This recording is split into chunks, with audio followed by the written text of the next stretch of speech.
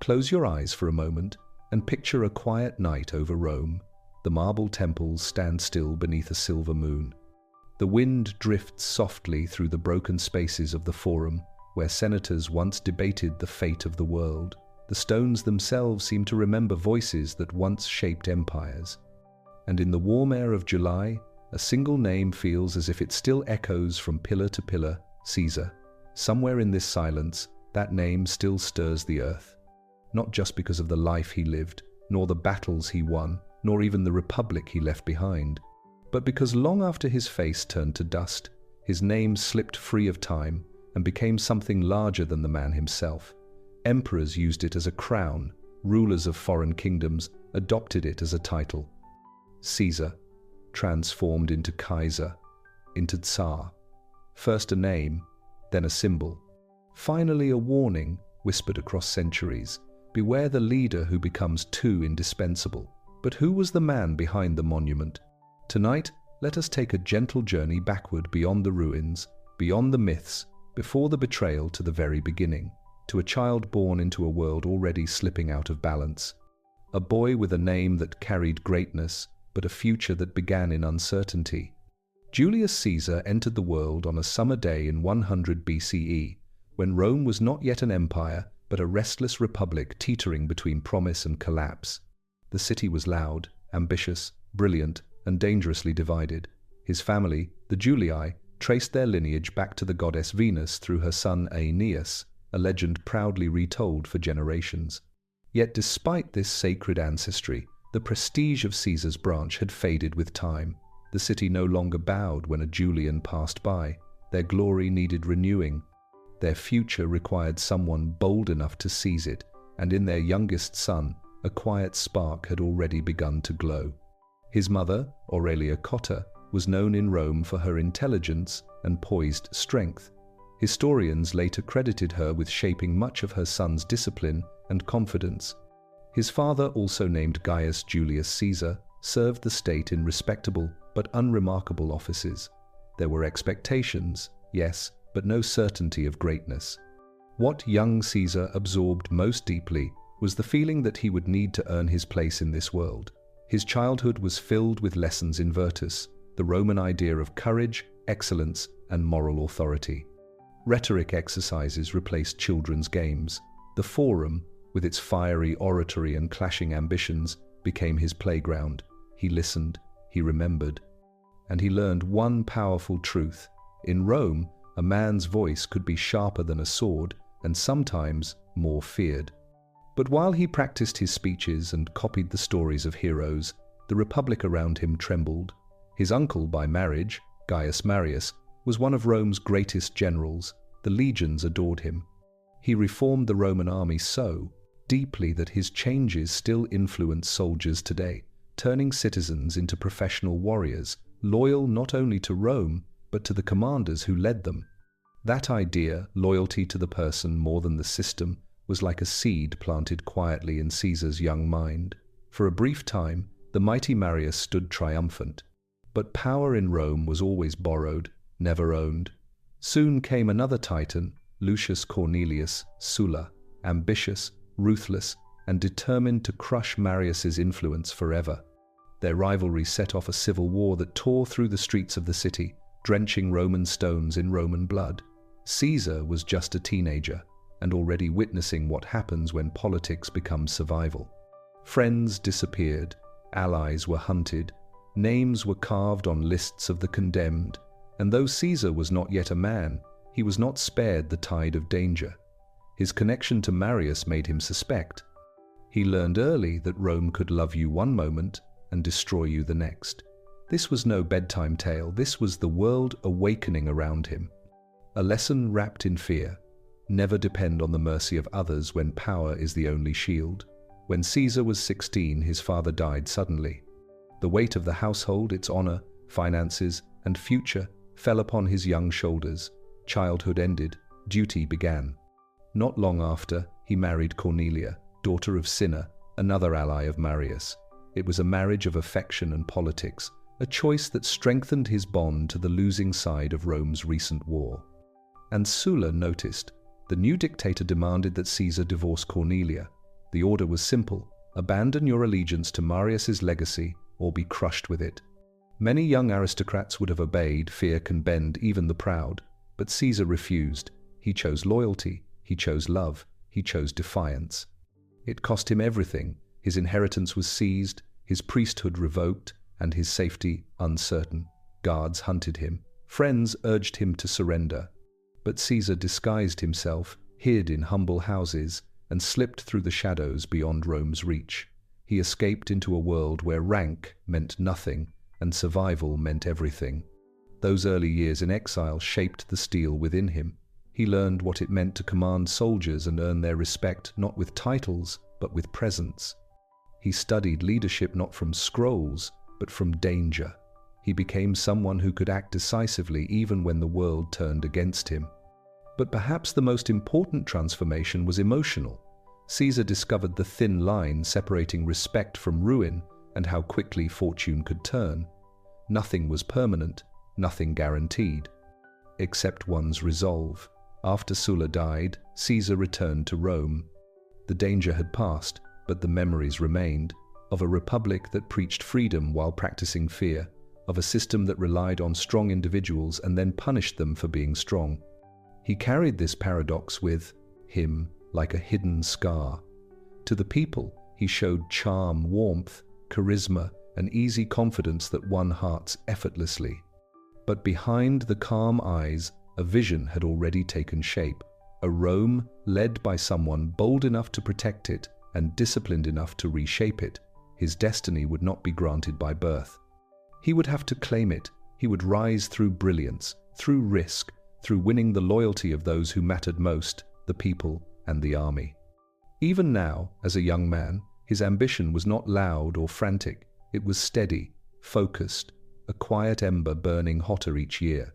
Tonight, as we linger in this first chapter of his story, it is peaceful to imagine him standing on a balcony, looking over the rooftops of his restless city. Rome sleeps, but he does not really.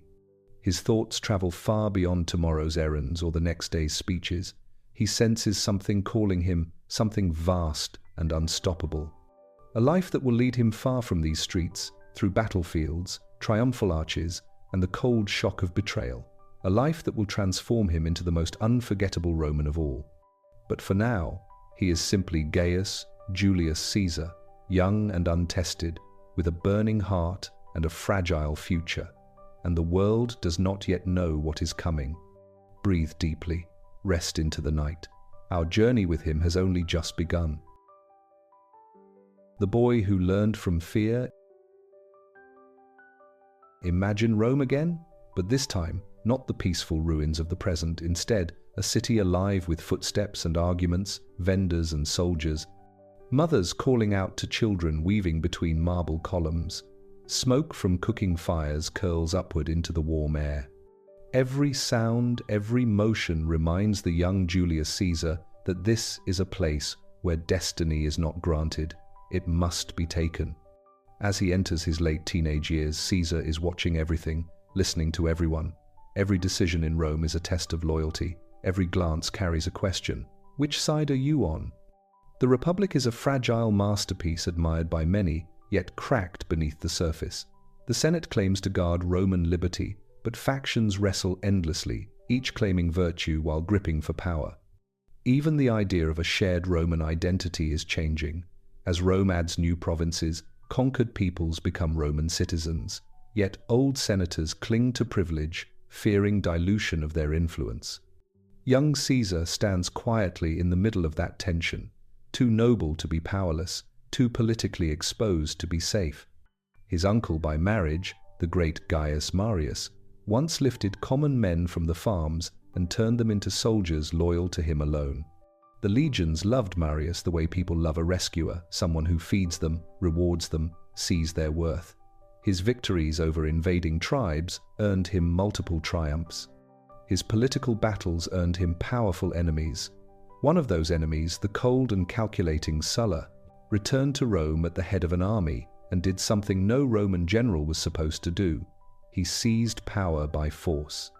What Caesar witnessed in his youth was not some distant rumor. It was the collapse of the rules that held Rome together. Sulla believed that violence could restore order. He believed that fear could purify the state. And so, he published lists, long lists of people marked for death. These were not foreign enemies, these were Romans. The message was unmistakable. Anyone can fall. For a young aristocrat tied to the losing side, the fear was personal. Caesar's home must have been filled with whispered arguments, his mother insisting they remain strong, his family's servants afraid to speak the wrong word. The sound of marching boots outside might have been enough to make hearts freeze. He saw friends vanish overnight. He learned how fragile honor could be. He learned that law was only as strong as the men enforcing it.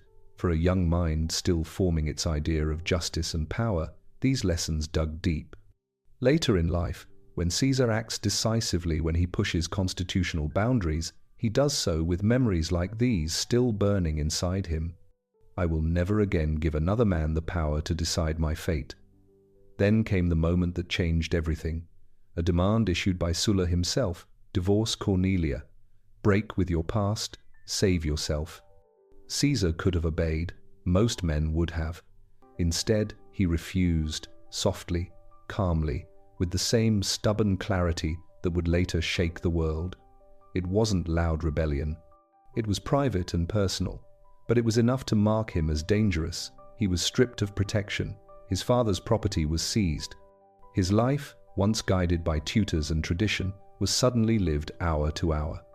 Imagine the quiet terror of those nights, the uncertainty, the escape plans whispered in the dark.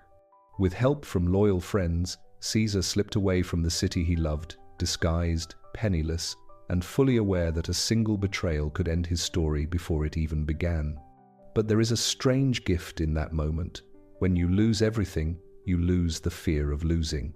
He joined the army in distant lands, not as a privileged noble with cushions beneath him, but as a soldier who slept in tents and marched through mud. There, he learned the smell of exhaustion, the trust forged around campfires, the loyalty born from shared hardship. He saw that soldiers did not follow marble statues or ancient names. They followed the man who shared their hunger and their risks. This truth would define his future. When Sulla finally died, Caesar returned carefully to Rome. The city had changed, but fear had not disappeared from its alleys.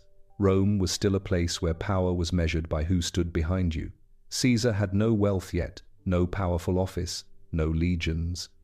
But he carried something far greater, the understanding that power is not inherited, it is built.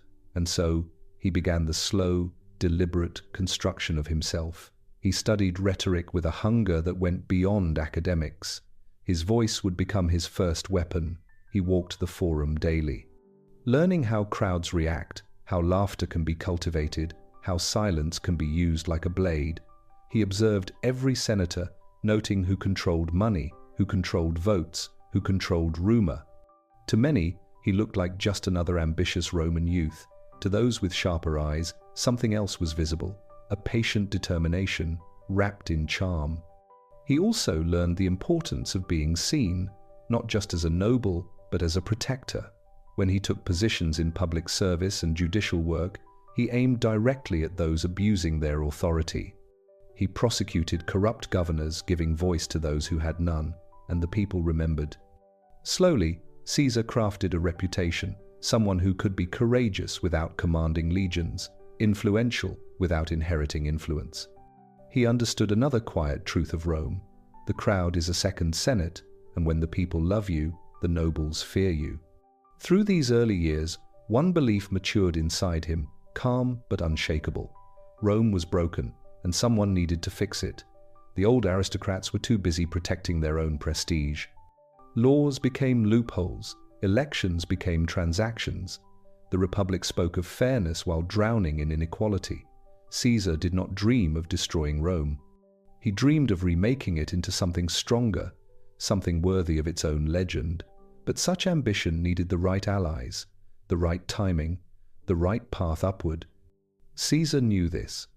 Greatness is not achieved by force alone. It must be guided, prepared, nurtured. Later he would conquer Gaul, defy the Senate, and reshape the world. But those victories began here in quiet resolve. in the knowledge that the Republic rewarded courage and punished hesitation. Tonight, picture him again, no longer the frightened boy in hiding, but a young man walking through Rome at dawn. The lamps are still burning, the streets glow softly, washed in new morning light. His footsteps are steady, his expression calm.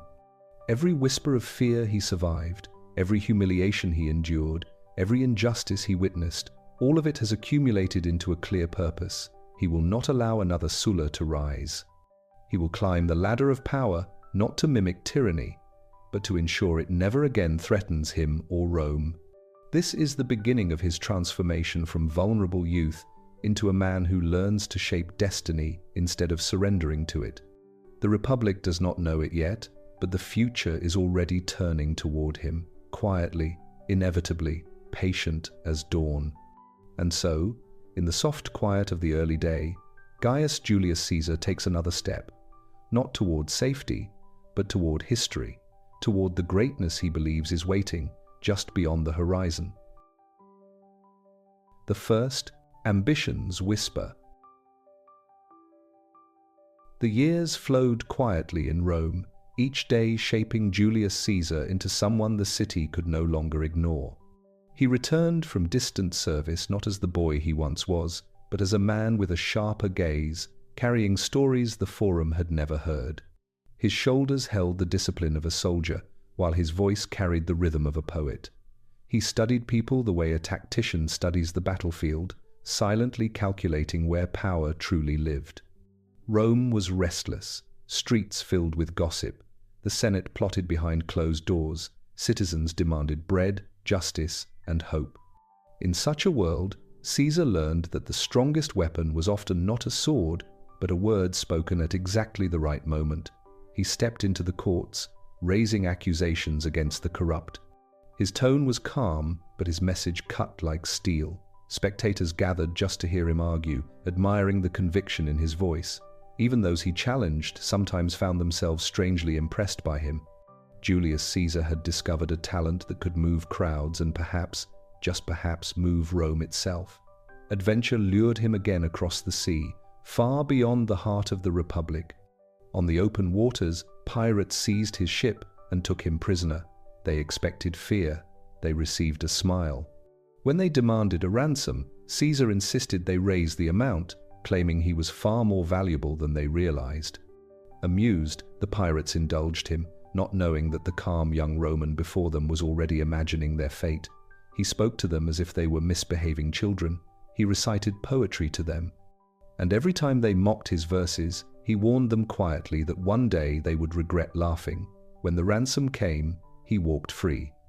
And without a moment's hesitation, he gathered ships, men, and iron. He found those pirates again. He defeated them. He crucified them, yet slit their throats first, sparing them agony.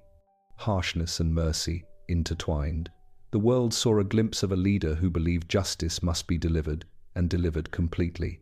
Returning to Rome, he stepped deeper into political life. First as a military tribune, earning the respect of hardened legionaries, then as a quaestor in distant Spain, where he learned how money and grain could command more loyalty than swords alone. Every role, every decision, every victory, small or great, wove his name further into the city's memory. But even rising stars cast shadows. Joy and grief visited him side by side. Cornelia, the wife he had risked everything to protect from Sulla, died giving birth. The child she carried never took a breath. Caesar stood at her pyre, smoke curling toward the night sky, his expression still yet broken within. There are some losses a man never speaks of, but they burn quietly, pushing him to seek something so large that even sorrow cannot diminish it. Some months later, he walked along the streets of Cadiz, far from home.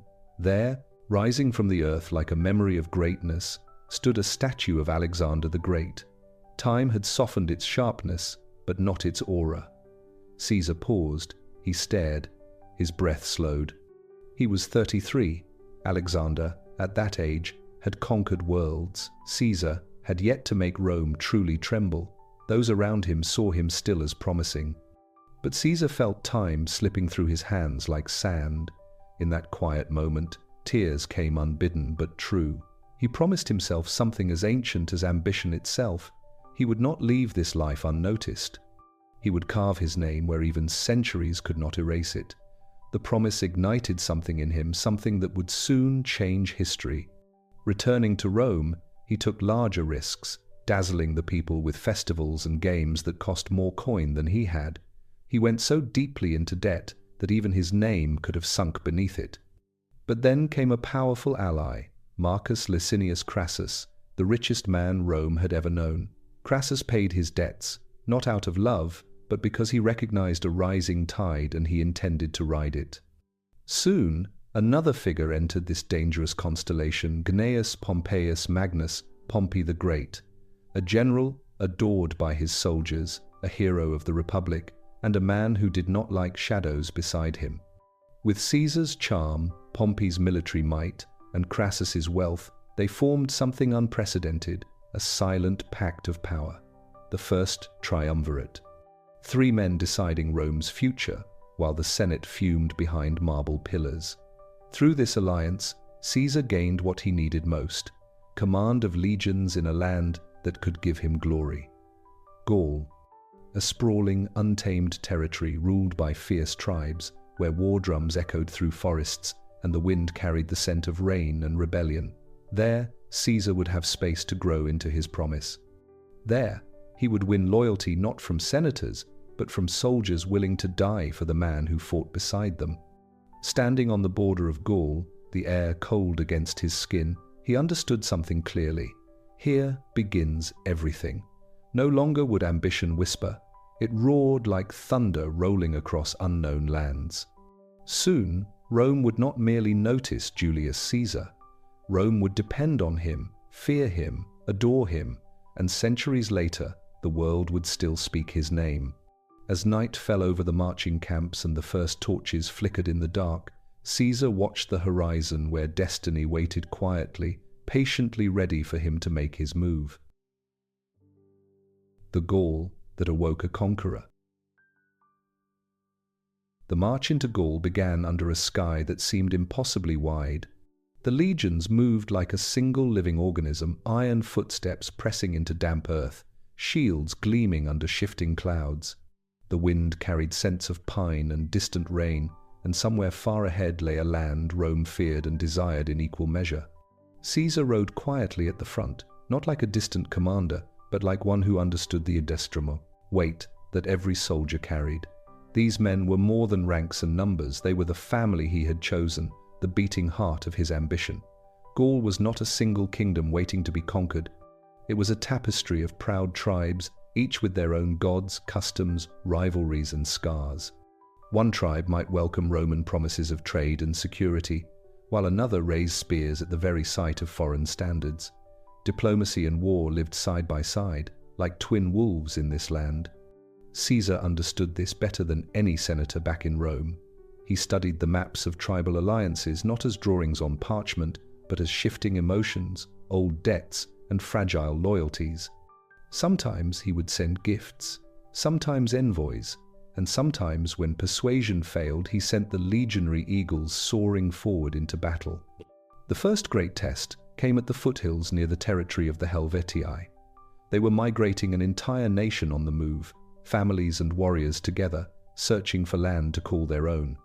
But their march threatened Rome's allies in the region, and Caesar could not allow chaos to spill onto Roman soil. The Helvetii came like a tide, shields locked, war cries echoing through the valley. The horizon seemed to tremble with their advance. The Romans stood firm. Caesar's plans unfolded calmly. Part of his force appeared openly on a ridge, sunlight catching the polished curve of their helmets.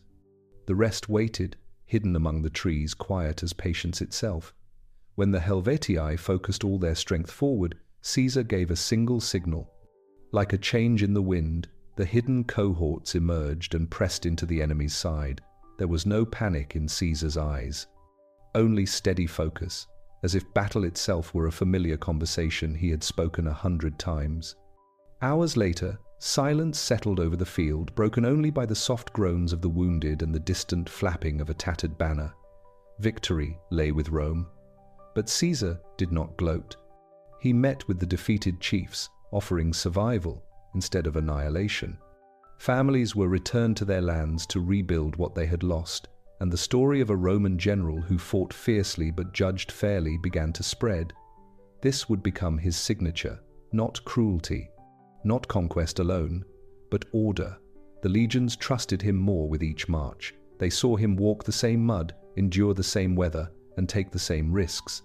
When nights grew cold, he stood at their fires, cloak wrapped tight against the chill, speaking quietly of Rome's future and their place in it. He learned their names, their fears, their hopes. No general had ever cared like this, and so they cared for him. Each mile north carved deeper into wild lands, thick forests where sunlight struggled to reach the ground, rivers that forced columns to creep like insects across makeshift bridges, winds that howled with unfamiliar voices. In these places, discipline kept the legions strong. Caesar's presence kept them unafraid. The years in Gaul became a kind of transformation. Caesar, once the ambitious senator juggling debts and favors, now became something greater, someone who commanded loyalty not because of title, but because he earned it. Stories began circulating through the camps. Soldiers whispered that the gods favored him, that Venus herself guided his steps, that no arrow could find him, no storm could drown him, no strategy could outmatch him. These were only stories, of course, but stories have power. Roman borders expanded like the stretch of dawn. Cities were rebuilt with Roman tools. Trade roads appeared where before there had only been dirt paths. The world was changing, and Gaul was slowly folding into the embrace of a new order. Yet even here, peace could never last. From the far north, across rugged lands where winters bit hard and traditions ran deep, a young leader emerged, a warrior with fire in his eyes and a crown only his people could grant. His name would soon echo beside Caesar's in the records of history, Vercingetorix. He understood what Rome's presence meant, not alliance, but absorption, not partnership, but surrender. He called on the tribes with a voice fierce enough to remind them who they were, Celtic, proud, and free. Bonfires lit the night like constellations on earth. Warriors painted their skin and sharpened their blades.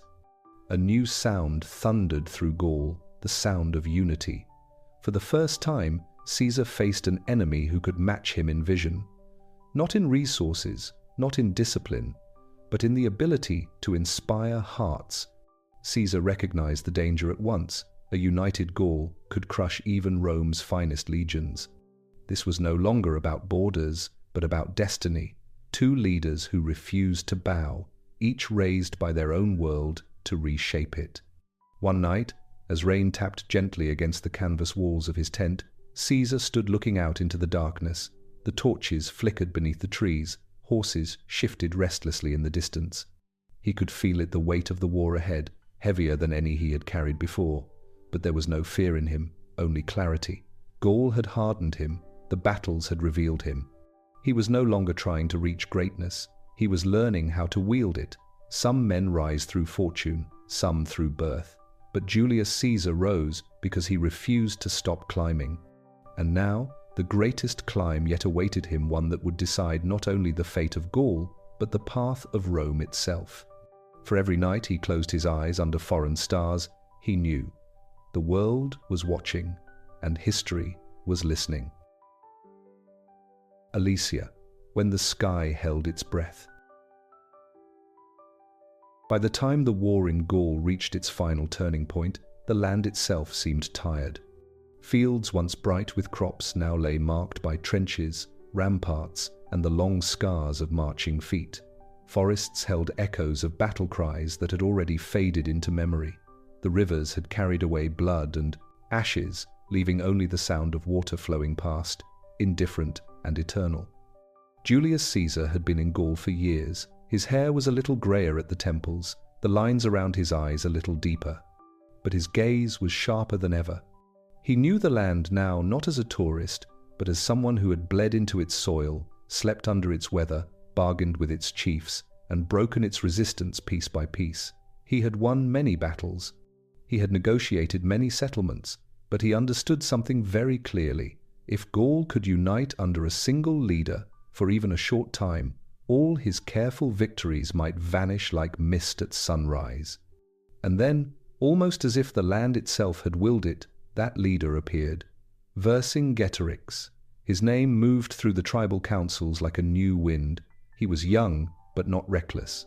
Proud, but not foolish. In him, the Gauls saw not just a warrior, but a possibility, a man who might gather their scattered strength into a single, blazing force. He called them to resistance. He burned crops rather than let Romans eat them. He urged his people to harass, retreat, starve the invaders, rather than meet them in straight, predictable lines. It was a strategy of denial, of endurance, one that could slowly choke even the best-supplied army. Caesar recognized the danger the moment he heard of him. This was no mere tribal chief defending a single hill. This was someone who understood strategy, morale, and symbolism, just as Caesar did. One night, as rain lightly tapped against his tent, Caesar stood over a map lit by flickering lamplight. It showed Gaul not as a flat piece of parchment, but almost as a living creature, roads like veins, forts like bones, rivers like a beating pulse. His officers watched him in silence. He thought not only of military lines, but of time. He had been away from Rome for nearly a decade. His power there now depended entirely on the loyalty of these soldiers and the fear his successes inspired in the Senate. If he failed here, he would return home weaker, vulnerable, perhaps even disposable. He traced a line on the map with one finger, following the road that led to a hill fort called Alesia. It was there that destiny decided to wait for him. Vercingetorix had chosen Alesia as his refuge, a strong position on a hill, surrounded by steep slopes and defended by walls and warriors who had not yet tasted defeat. Inside, the Gaulish leader gathered his forces and waited for his allies to come. Beyond the horizon, more tribes were already marching to relieve him. For once, Caesar faced a situation where he might be the one trapped. He sat quietly with that thought. Being cornered was something he had always managed to avoid politically, emotionally, militarily. Yet now the risk was clear. If the relief army reached Alesia while Vercingetorix still held the heights, Rome's greatest general could find himself pressed between the hammer and the anvil. So he did what he had always done. He refused to accept the shape of the problem. He decided to redraw it. Instead of simply attacking the hill fort, he ordered something that sounded almost impossible. His legions would build lines of fortification around Alesia, turning the besieged enemy into a prisoner within his own stronghold. They worked day and night, cutting timber, driving stakes, digging trenches. Palisades rose in circles. Ditches were filled with water. Traps were hidden where charging warriors might rush blindly. The Romans built walls facing inward, tightening a noose around the Gaulish stronghold.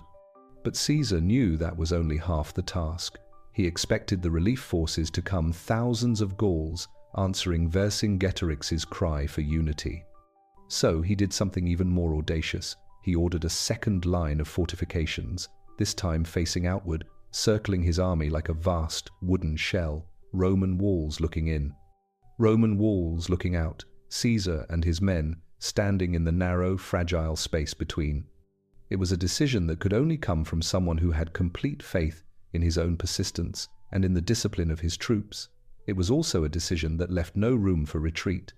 On cold nights, as the lines grew longer across the landscape, soldiers murmured among themselves. They were tired. Supplies were thin. They knew that an army far larger than their own would soon appear at the edge of their vision. Some wondered if Caesar had gone too far, if ambition had finally outrun wisdom. But when he walked the ramparts, cloak wrapped against the wind, he spoke with the same quiet confidence he had shown since the first days in Gaul. He reminded them of past victories, of Helvetii, of Germanic tribes, of the countless times they had been outnumbered and still prevailed. He did not scream, he did not threaten. He simply believed so completely that many of them chose to believe as well. The day the Gaulish relief force appeared, the horizon seemed to darken with movement. From the high ground of Alesia, Vercingetorix's warriors shouted in joy, banging their weapons against their shields. They could see their rescue. They could smell freedom.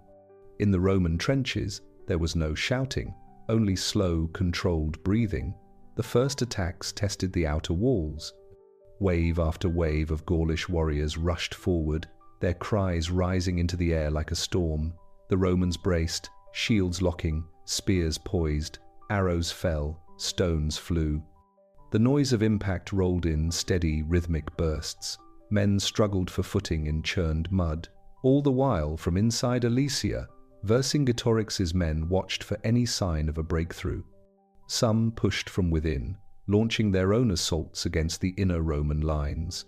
For a time, it felt as if the world had narrowed to a narrow band of land, with death pressing in from both sides.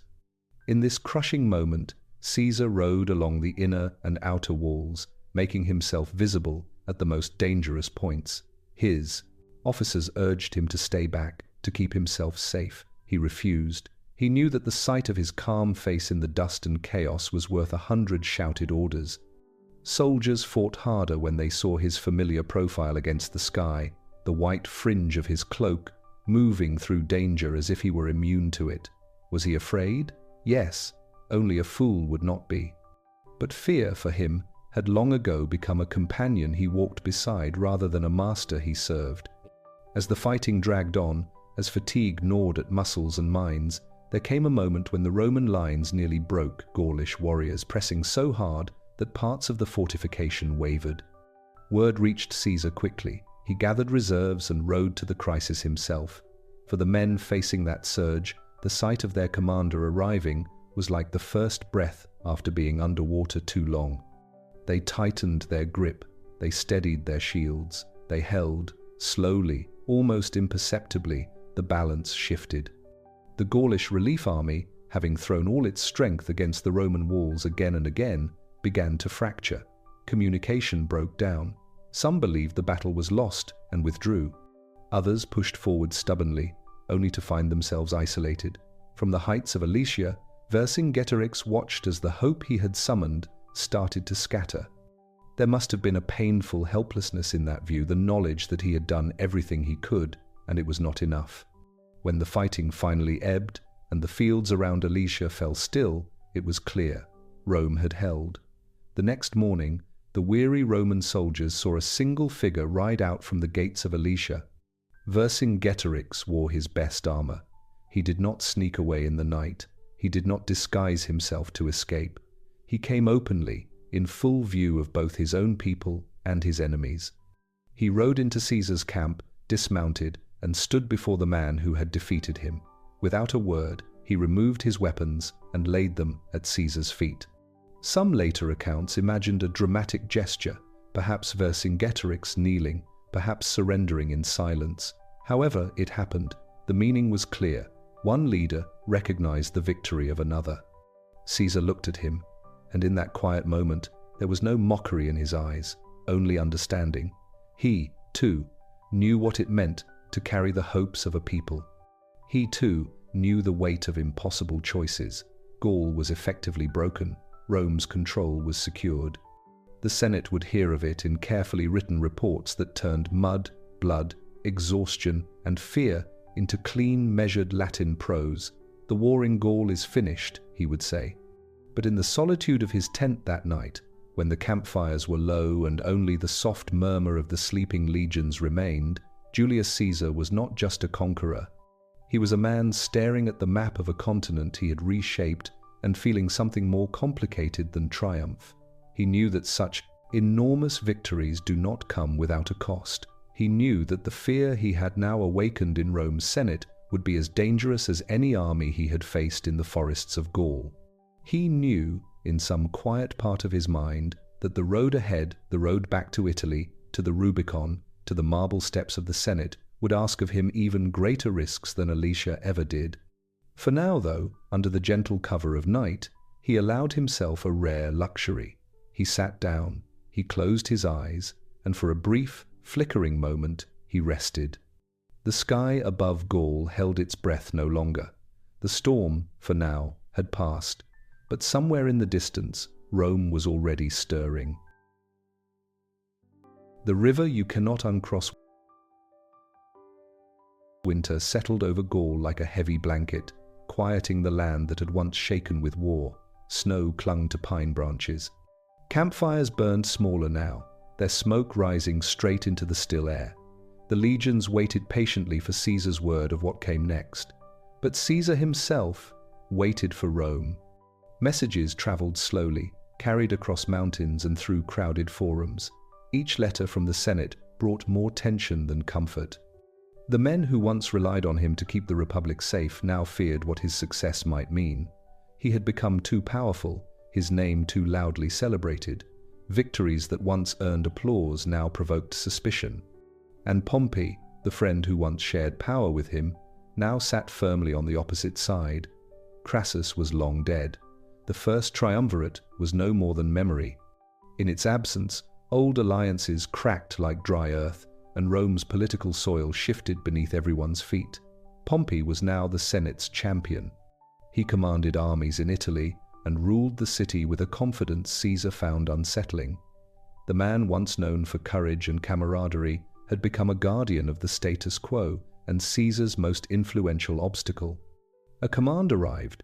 Caesar must disband his legions and return to Rome as a private citizen. It was a legal order, a rightful order, and a death sentence in disguise. He knew what awaited a defenseless Caesar in the Senate: accusations, disgrace, and quiet elimination behind closed doors. Rome was a place where daggers moved faster than justice, and where power, once lost, was never returned. So he delayed, he negotiated.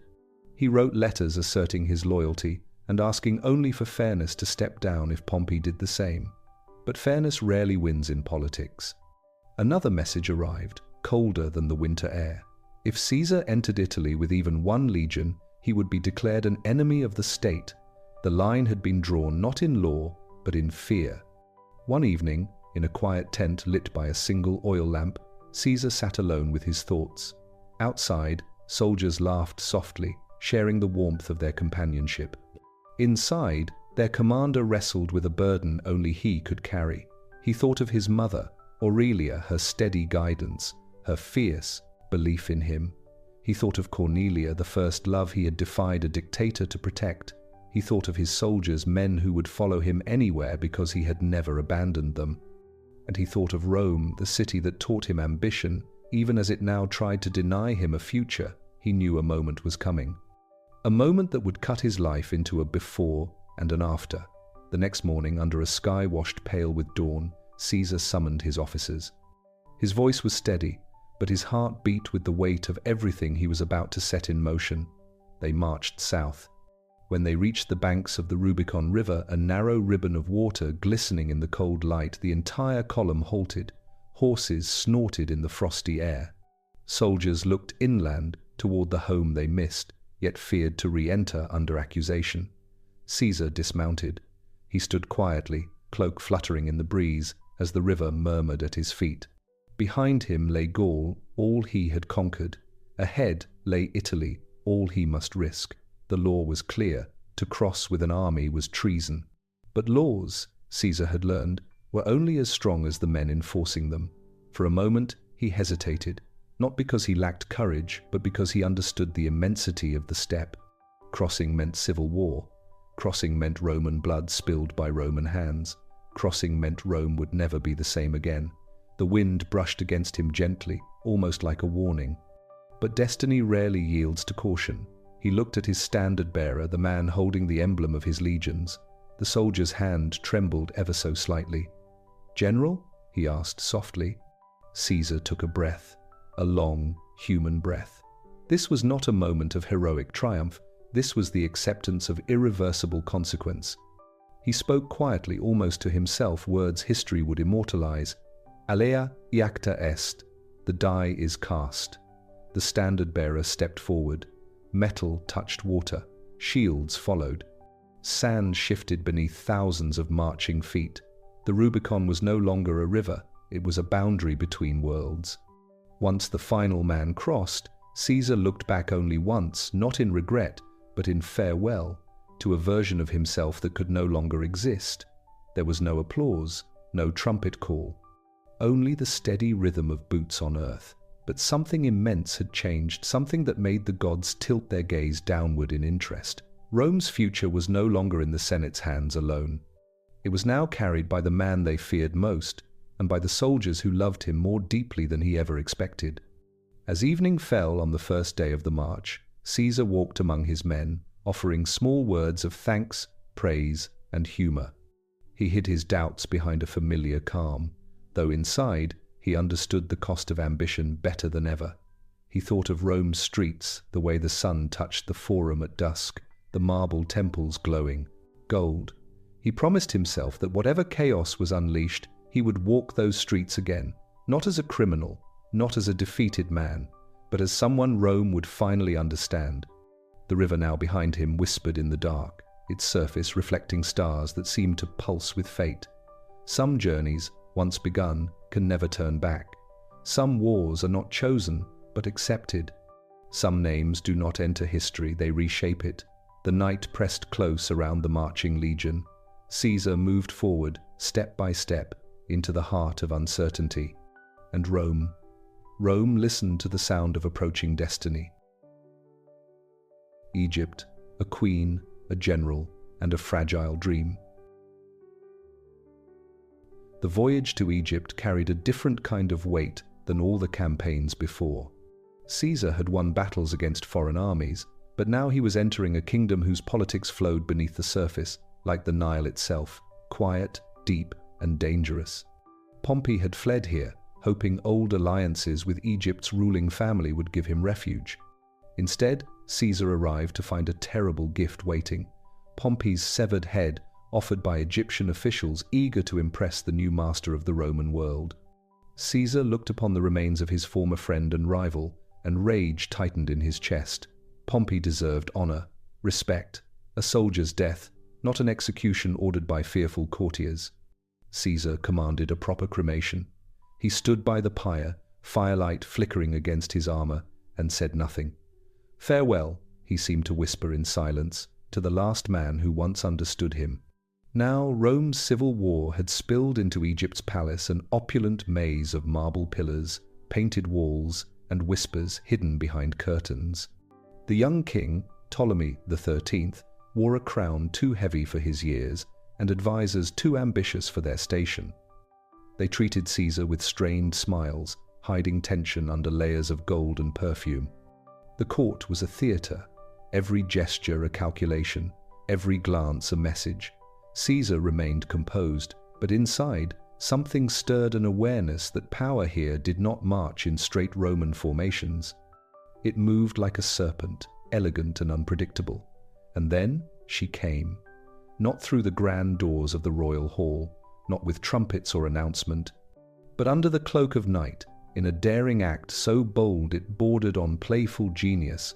A rug rolled tightly, carried by a loyal servant, was brought quietly into Caesar's private chambers. It was an unusual delivery, but curiosity was a friend Caesar had never abandoned. The servant set the rug down and stepped back. Then, with a sudden, graceful unfurling, the rug opened. There she was, Cleopatra, not as a queen sitting upon a throne, but as a woman who chose her moment, who stepped forward from the shadows to meet power face to face. Her eyes caught the lamplight, like stars reflected in dark water. Intelligence flickered there, sharp and knowing. Beauty was only one part of her charm. The rest was wit, courage, and a spark of ambition Caesar immediately recognized. She smiled not broadly, but with just enough warmth to suggest she knew exactly the effect she had created. "I seek an ally," she said softly, her voice a quiet melody shaped by purpose. Caesar studied her in the silence that followed. He saw someone who had faced danger with creativity rather than fear. Someone who understood, like he did, that authority was earned through boldness, and he saw loneliness too, an exile, hidden inside the very walls of her kingdom. A strange feeling rose in him, familiar yet unexpected: respect, recognition, curiosity. In that moment, Caesar did not see a foreign queen. He saw a mind equal to his own. Cleopatra told him of her struggle with her brother, how advisors tightened their grip on the throne, pushing her aside, fearing her intelligence. Egypt's crown was hers by birth, but not by power. She needed a hand strong enough to lift her into the seat she deserved. Caesar listened, not as a conqueror, not as a judge, as a man who had also once been forced into the margins by those who underestimated him. When morning light touched Alexandria's rooftops, Caesar had made his decision. Cleopatra would not fight this war alone. The palace soon learned that the woman they tried to silence had returned with Rome's greatest general at her side. Whispers turned into shouts. Courtiers hid their surprise behind trembling bows. Ptolemy XIII felt fear coil around him like a tightening rope. His forces struck first, surrounding Caesar's lodgings, but the Roman general, with far fewer troops, stood firm. His soldiers defended narrow hallways with shields locked in unbreakable formation. In the chaos, smoke drifted through corridors, and sparks of fire lit the night like scattered stars. Outside, the Mediterranean hissed against stone. Inside, voices rose, steel clashed, and Caesar's calm command steadied every heart fighting for him. Victory did not come quickly. It had to be built battlement by battlement, street by street, decision by decision, yet gradually the tide shifted. Caesar and Cleopatra stood together on the morning when the Nile witnessed the fall of their enemies. Ptolemy's forces retreated, and the young king himself drowned beneath the very river he believed he controlled. With triumph secured, Cleopatra ascended the throne not by luck, but by courage and alliances she dared to create. The people watched her with awe. Rome watched with suspicion. But Caesar, he watched with admiration. As days turned into weeks, their conversations grew deeper. They spoke not only of kingdoms and politics, but of stars, language, philosophy, and the strange ways fate carried two people from different worlds into the same room at the same moment. There were soft smiles exchanged in lamplit corridors, quiet laughter amid the garden's perfume-laced evenings, moments where fingers brushed just slightly too long, and in those gentle, stolen fragments of time, Caesar found something rare, a pause. For a man who had fought whole nations, whose every heartbeat usually demanded strategy or caution, here was a connection that did not need calculation to make sense. They called each other allies. But in the private calm of night, that word began to feel incomplete. Soon, Cleopatra carried within her a new life, a child whose future would be woven from the bloodlines of two civilizations. She named him Caesarion. Caesar did not speak often of this child, not yet. Rome was a place where gossip sharpened like a blade, and he wished to protect both mother and son from the shadows of politics. But there were moments, quiet ones, when he looked at Cleopatra and felt something unexpected settle in his chest, a glimpse of what life might be like if destiny demanded nothing more from him. And perhaps that was the most dangerous feeling of all, for far across the sea Rome waited, and Rome was growing restless. Rome's uneasy peace, a city holding its breath. The sea breeze followed Caesar home, carrying with it the faint scent of Egyptian spices and desert air. His ships approached the Italian coast like a returning heartbeat, steady and strong.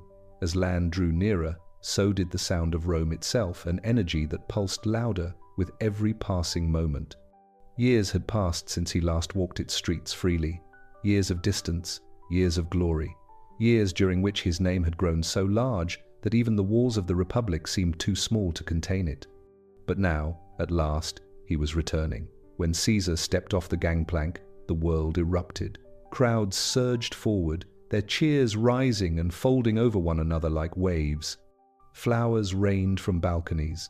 Children ran ahead shouting his name. Old veterans men who had once fought under his uncle Marius saluted him with tears in their eyes. Mothers lifted children to see the man who had brought stability to a world that seemed always on the edge of chaos. They called him Father of the People, Defender of Rome, Savior of the Republic. Caesar did not raise his voice or arms in triumph. He simply smiled softly, letting the gratitude wash over him. For all his ambition, he remained strangely humbled by the love of ordinary Romans. They did not see politics in him. They saw a protector, a leader who remembered them. Rome's narrow streets became rivers of celebration. Torches flickered like stars caught in daylight. Musicians played tunes that danced through the warm air. In the forum, statues stood draped with ribbons and laurel. And across the city, on every doorstep and market stall, people spoke of only one thing: Caesar has returned. We are safe. When he rode through the triumphal arch, his soldiers walked behind him, bronze helmets shining, spears held upright, banners stirring gently in the breeze. But Caesar insisted they march in calm formation, not as conquerors returning with plunder, but as guardians, coming home. He wanted Rome to feel peace, not fear. That night, lights shimmered from every window. Feasts were held in alleyways and courtyards. Laughter and music drifted upward into the darkening sky. For the first time in many years, Rome felt certain of tomorrow. But beneath this jubilation, subtle currents stirred. The Senate watched from marble terraces, their smiles polite but their thoughts uneasy. Admiration from the masses was a powerful thing.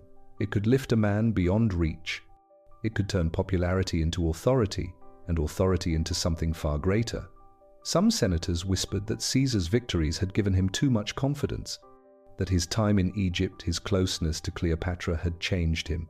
Others believed that any man adored so deeply might forget that he was merely one citizen among equals. Yet when Caesar entered the Senate chamber in his simple white toga, he bowed his head just as he always had. He thanked them for their patience during the war. He spoke not of enemies, but of unity.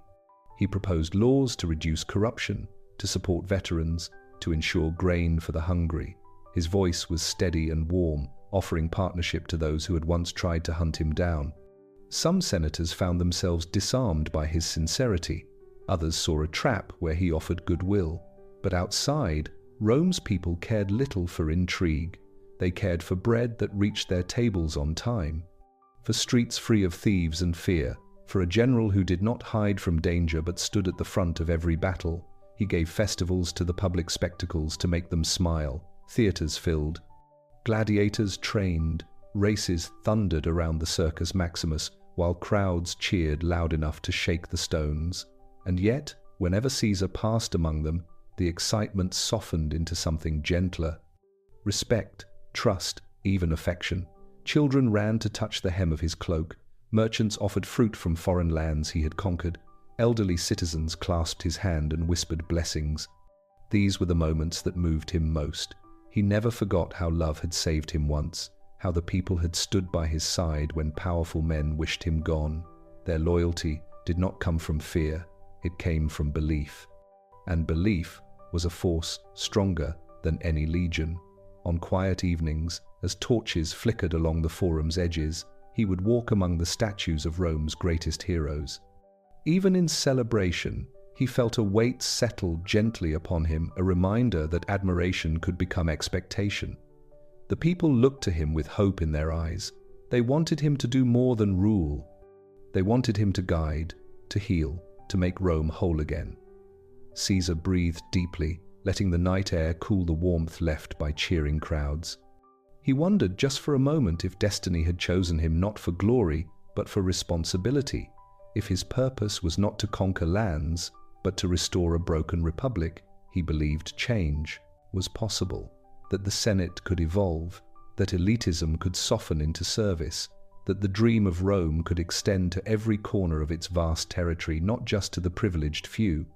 But dreams, especially powerful ones, cast long shadows. And even in the midst of celebration, Caesar sensed that some shadows behind him were growing darker. Still, he chose to believe in hope, in people, in tomorrow. For now, Rome loved him, and he chose to love it back. A crown no one dared to wear. Time passed, and Rome adjusted to Caesar's presence, the way a city adapts to the tide, first with surprise, then with comfort, and finally with dependency. He did not force his greatness upon them. The people simply leaned into him. Whenever trouble arose, they looked his way. Whenever a decision needed courage, they waited for his voice. The Senate still held its meetings, still debated policies under painted ceilings, but increasingly, all roads of authority bent toward the man who knew how to act decisively. He accepted new powers slowly, almost shyly. A longer term here, expanded authority there. Like stepping stones laid just close enough that one could cross the river without truly noticing the current pulling beneath.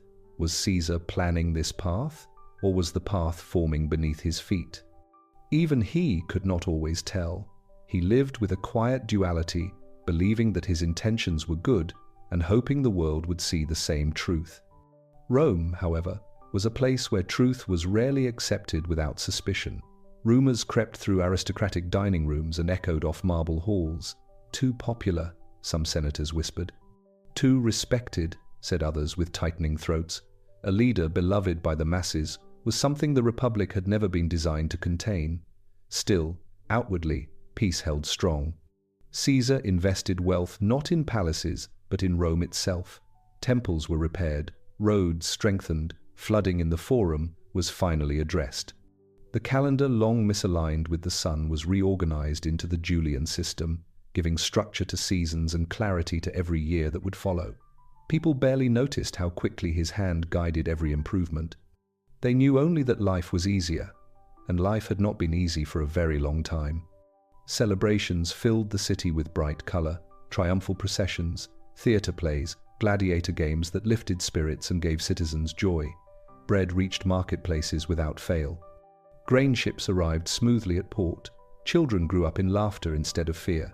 In the warmth of this new prosperity, the public adored Caesar almost as deeply as they feared losing him. Which is why, during the festival of Lupercalia, when Mark Antony lifted a golden diadem, a symbol of kingship, and offered it to Caesar before the roaring crowd, the city held its breath in unison. Even Caesar felt the silence tighten. The crown glimmered in Antony's hand, a simple thing, metal shaped into authority. But Rome was allergic to the idea of monarchy. They remembered their origins too well, the expulsion of Tarquin the Proud, the hatred of tyrants, the belief that no Roman should bow to one man. A single diadem could unravel centuries of identity. Caesar looked at the crown, and then at the people. Some eyes shone with hope, others darkened with fear. He refused the offer. A roar of relief swept through the streets, though some hearts fell slightly uncertain why they felt disappointed. Antony tried again. Caesar refused once more. He played the scene as though it were unscripted, a gesture to show that he respected the Republic. Yet in the flicker of his expression, in the way his hand hovered that half-inch too long, the Senate saw it clearly. The idea had crossed his mind. From that moment, everything changed. Behind closed doors, anxiety sharpened into threat. Old rivals gathered late into the night, eyes burning with dread disguised as patriotism. Caesar is becoming what Rome has always feared, they said quietly. He must be stopped. But outside, in the daylight, the people only saw a leader who gave and gave. They saw a man who could have taken the crown, but didn't. Their devotion grew stronger. Children learned his name before their own alphabet. Merchants praised him as the protector of prosperity. Veterans hailed him as a father they would follow anywhere. Even as Caesar worked tirelessly for Rome's good, power clung to him like a shadow impossible to shake, impossible to ignore. And power, in Rome, always demanded a price. Some nights, when the firelight in his chambers flickered low, Caesar stared into its glow and wondered if destiny was carrying him forward faster than he intended. Was he steering fate, or was fate steering him? He thought of Cleopatra and the quiet warmth they shared in Alexandria. He thought of Caesarion, a tiny heartbeat binding two great civilizations. In private memory, he allowed softness to unfold within him, something that politics forbade. But then he remembered Rome, the marble, the Senate, the laws, and the dangers woven into them. He remembered the people's trust, heavy as any crown. And he understood that love, for him, was a luxury destiny seldom granted twice. He stood to his feet, straightened his cloak, and breathed in the Roman night. He had risen because the world asked him to. He would continue because the world needed him to. Even if some feared the shape of his ascent, the city slept unaware of how close they stood to a turning point. A crown had been offered, a crown had been refused, a crown, unseen, continued to hover, waiting. And somewhere in the dark of Rome, a handful of men sharpened their resolve and their knives. Shadows in the theater. The plot begins to breathe. Rome glittered under daylight festivities and drifted peacefully to sleep beneath the warm hush of night. The city looked harmonious, perhaps more united than it had been in generations. Caesar had given stability back to a world long fractured by civil strife. But harmony can sometimes grow too still, and stillness, in politics, invites fear. Behind elegant villas where courtyards smelled of figs and laurel, behind statues that gazed down with stone indifference, behind polite greetings exchanged under portico shade, a different Rome stirred. A Rome terrified that one man now stood at its center. Caesar was not poisoned by arrogance or reckless hunger. Not yet. He wanted to complete his reforms, to strengthen provinces, to extend citizenship to those long denied it. He wanted to bring Rome into a new era of fairness and unity. But intent means nothing to those who only see the shape of power, and Caesar's shape had grown too large. During Senate meetings, he sat higher than others not by his choice, but by tradition. When nobles entered his presence, they instinctively waited for him to acknowledge them before speaking. Some even suggested he be given the official title Parens Patriae, father of the country, not king, not emperor, but close enough to make hearts clench with dread. The Senate began to speak in careful riddles, phrases polished into courtesy yet sharp beneath the surface. They praised Caesar's achievements publicly and whispered nightmares privately, and in these murmurs Cassius found fuel.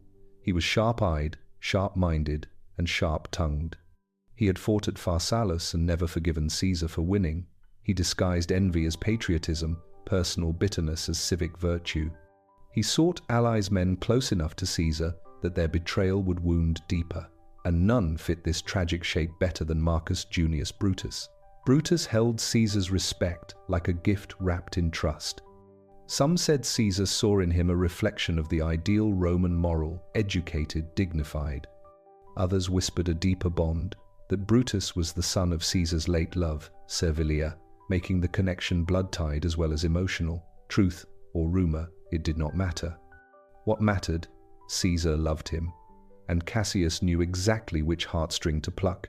He spoke to Brutus, not of jealousy, but of philosophy, of tradition, of the fragile promise on which the Republic had been built: no man above the law, no crown above the people. You love Caesar, Cassius said quietly beneath flickering lamplight. We all do, but must love silence us when Rome is at stake? Brutus listened, not because he wished to agree, but because he feared Cassius might be right. It is easy to reject an argument when it comes from hatred. It is much harder when it comes from someone who claims to share your principles. Brutus paced his home often in those days, sandal steps soft across the marble. He looked at statues of his ancestors, heroes who had once expelled kings from Rome. He wondered what they would think of him now, standing beside a man who might undo that very legacy. Loyalty pulled him one direction, philosophy pulled him another, and pride, quiet but persistent, whispered, "What if Rome should be grateful to you instead?" Caesar noticed the strain in his friend. He always did. One evening, after a long Senate session thick with veiled complaints, Caesar stopped Brutus as they walked beneath towering columns.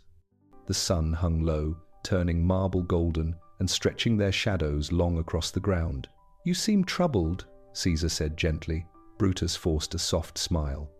"Only thoughts, my friend. If ever those thoughts weigh too heavily," Caesar replied, "you know you can lay them upon my shoulders." Brutus nodded, his chest tightened. Words pressed against his throat, pleading for air. Caesar continued walking, unaware that each step left Brutus drowning in guilt. Night after night, the conspirators gathered in secret: 13 men, then 18, then more, until the room seemed too small to contain the weight of their decision. They spoke in quiet tones, voices trembling not from fear of discovery, but from the enormity of what they planned. To save the Republic, they said. To protect freedom, they insisted. To prevent Caesar from wearing a crown, he had already refused. Reason and fear had braided themselves together into conviction. The theatre of Pompeii, an elegant complex filled with art, intellect, and memories of Rome's past, would soon host something darker. A Senate session was scheduled there.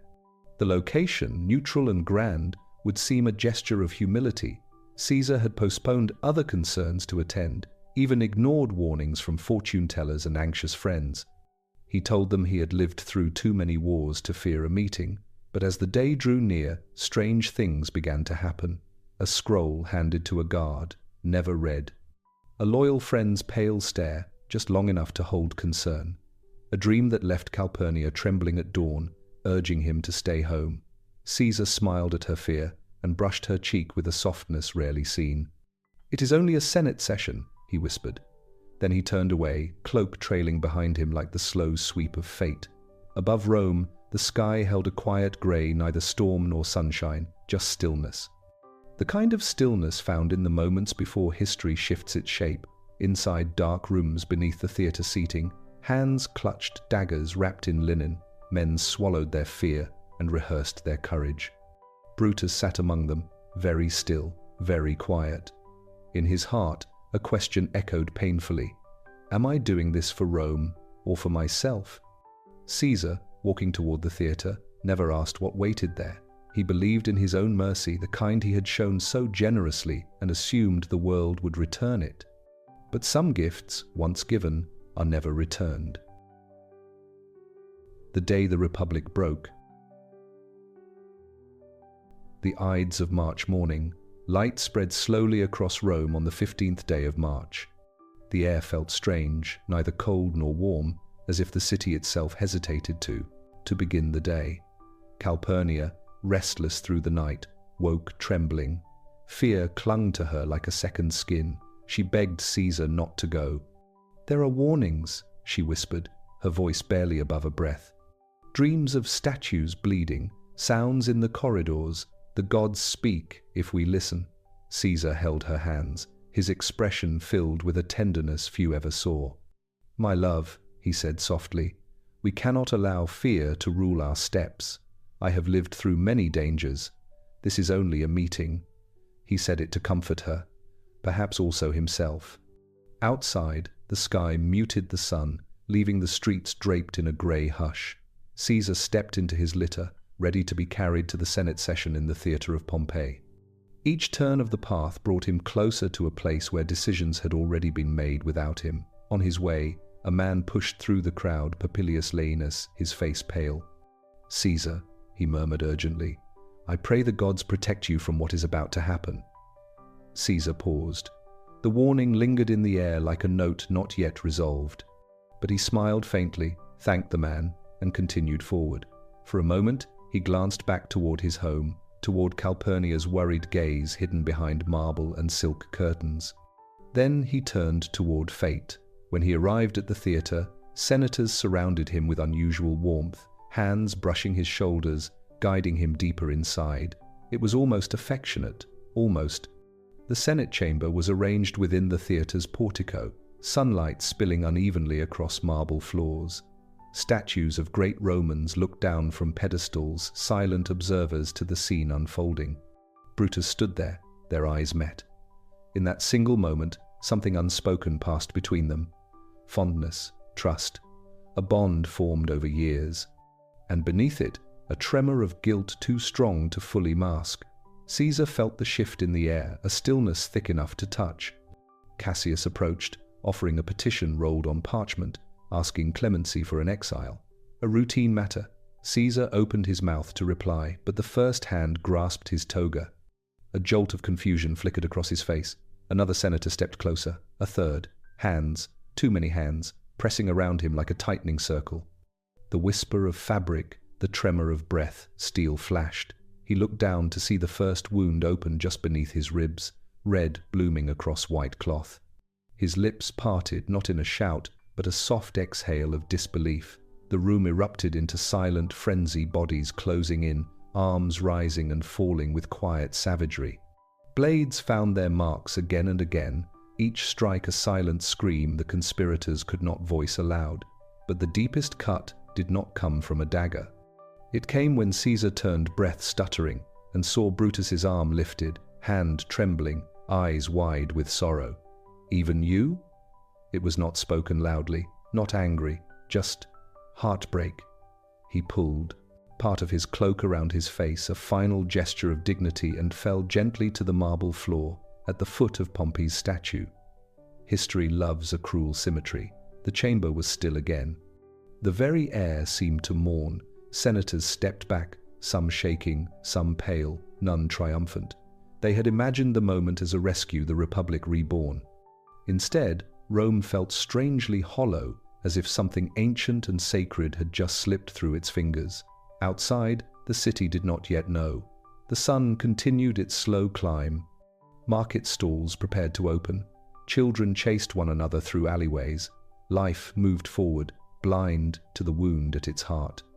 Inside the theatre, the greatest general Rome had ever known lay motionless, a quiet end to a life lived in storms. The conspirators fled quickly, fearing the reaction of the people. Their sandals slapped against the stone steps, a retreat that sounded nothing like celebration. For Caesar, there was no longer pain or fear or ambition, only stillness. The man who had crossed seas and conquered nations, who had been adored and envied in equal measure, now rested in silence, his influence echoing louder than any voice alive. In that quiet place, on that quiet floor, Rome changed forever. The empire awakes, the name that never died. Rome did not sleep that night.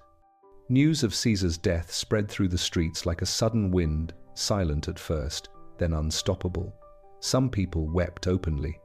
Others stood in stunned disbelief, staring at the darkening sky as if searching for an explanation written among the clouds. There was a sense that something ancient had ended, and something new, unknown, untested, had already begun.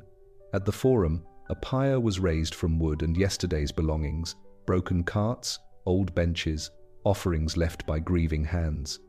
When the body of Julius Caesar lay upon it, thousands gathered, not as soldiers or senators, just as Romans, a city of hearts beating as one.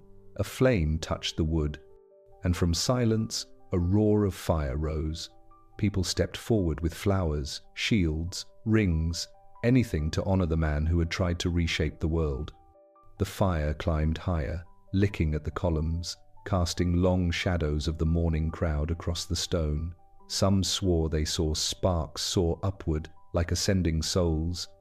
Others whispered of a star newly shining in the heavens. A comet, bright, sudden, fierce, appeared in the sky days later. To many, it was Caesar himself, refusing to fade. A reminder that greatness, once lit, does not easily go dark. But Rome was unraveling. The senators who claimed to protect the Republic found themselves running from the very people they said they served. Panic replaced pride. The streets murmured with a truth everyone could feel. The Republic had died before Caesar did. Mark Antony held up Caesar's will, his generous gifts to the people, and the crowd erupted in loyalty and rage. They demanded justice. They demanded a future worthy of the man they had lost. Into this storm stepped a quiet young man, Octavian, barely more than a teenager, not yet a soldier. Yet in his eyes lived a sharp, calm fire. He carried Caesar's name now, and with it, an inheritance of destiny. Where others shouted, he listened. Where others rushed toward glory, he prepared. Where others sought revenge alone, he built alliances. From ashes, he would gather an empire. Years later, when he became Augustus, the first Roman emperor statues of Caesar still stood. His face stamped coins across lands he never walked, and the title Caesar became eternal, reborn in Kaisers, revived in czars, echoing into ages Caesar himself could never have imagined. Ships would cross oceans unknown to Rome. Towers would rise into skies no legion had ever seen, yet the world would still speak his name, because some lives refused to stay in the past. Even now, when we speak of ambition, leadership, courage, betrayal, we speak of Caesar. When we weigh what a single person can change, we think of Caesar. When we question the cost of power and the price of dreams, we remember Caesar. His story is carved into the architecture of history, a reminder that humanity is always rebuilding itself through struggle, vision, and hope, not as a tyrant, not as a saint, but as a man who dared to believe Rome could be more, and perhaps that is why he remains with us. For every time someone looks beyond the life they were handed and imagines a greater one, for every moment a leader chooses courage instead of comfort, for every dream that continues, even after the dreamer is gone, Caesar rises again, a name turned to legend, a life turned to legacy, a heartbeat turned to history. Sleep now with this thought: empires fall, stars burn out. But some lights once ignited shine through eternity, and Julius Caesar is one of them.